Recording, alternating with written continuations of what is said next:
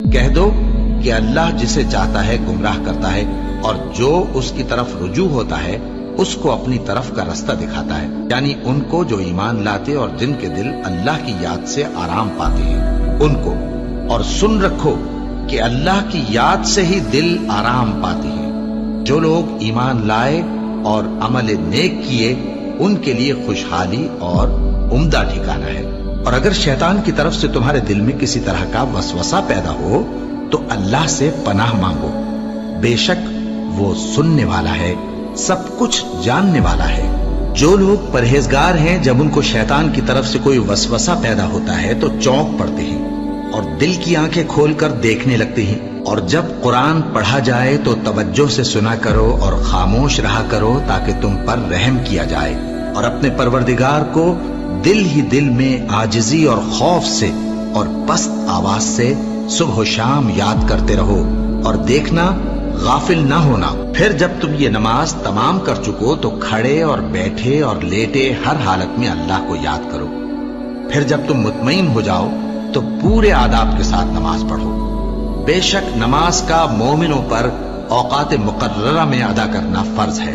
مسلمانوں، نجات نہ تو تمہاری آرزوؤں پر ہے اور نہ اہل کتاب کی آرزوؤں پر۔ جو شخص برائی کرے گا اسے اسی طرح کا بدلہ دیا جائے گا، اور وہ اللہ کے سوا نہ کسی کو حمایتی پائے گا اور نہ مددگار۔ اور جو کوئی رحمان کی یاد سے آنکھیں بند کر لے یعنی تغافل کرے، ہم اس پر ایک شیطان مقرر کر دیتے ہیں تو وہ اس کا ساتھی ہو جاتا ہے، اور یہ شیطان ان کو رستے سے روکتے رہتے ہیں اور وہ سمجھتے ہیں کہ وہ سیدھے رستے پر ہیں، یہاں تک کہ جب وہ ہمارے پاس آئے گا تو اس شیطان سے کہے گا کہ اے کاش مجھ میں اور تجھ میں مشرق و مغرب کا فاصلہ ہوتا، تو برا ساتھی ہے۔ اے اہل ایمان، اللہ کا بہت بہت ذکر کیا کرو اور صبح و شام اس کی پاکی بیان کرتے رہو، وہی تو ہے جو تم پر رحمت بھیجتا ہے اور اس کے فرشتے بھی، تاکہ تم کو اندھیروں سے نکال کر روشنی کی طرف لے جائے۔ اور اللہ مومنوں پر مہربان ہے۔ اور صبح و شام اپنے پروردگار کا نام لیتے رہو، اور رات کو بڑی دیر تک اس کے آگے سجدے کرو اور اس کی پاکی بیان کرتے رہو۔ اے نبی، یہ کتاب جو تمہاری طرف وحی کی گئی ہے اس کو پڑھا کرو اور نماز کے پابند رہو۔ کچھ شک نہیں کہ نماز بے حیائی اور بری باتوں سے روکتی ہے، اور اللہ کا ذکر سب سے بڑا ہے، اور جو کچھ تم کرتے ہو اللہ اسے جانتا ہے۔ مومنوں، جو پاکیزہ چیزیں اللہ نے تمہارے لیے حلال کی ہیں ان کو حرام نہ کرو، اور حد سے نہ بڑھو کہ اللہ حد سے بڑھنے والوں کو دوست نہیں رکھتا، اور جو حلال و طیب روزی اللہ نے تم کو دی ہے اسے کھاؤ، اور اللہ سے جس پر ایمان رکھتے ہو ڈرتے رہو۔ ایمان والو، شراب اور جوا اور بت اور پانسے یہ سب ناپاک کام اعمال شیطان سے ہیں، سو ان سے بچتے رہنا تاکہ تم کامیاب ہو جاؤ۔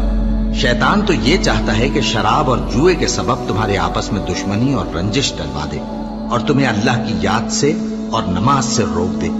تو کیا تم لوگ ان کاموں سے باز آؤ گے؟ جو شخص نیک اعمال کرے گا، مرد ہو یا عورت، اور وہ مومن بھی ہوگا، تو ہم اس کو دنیا میں پاک زندگی بسر کروائیں گے اور آخرت میں ان کے اعمال کا نہایت اچھا صلہ دیں گے۔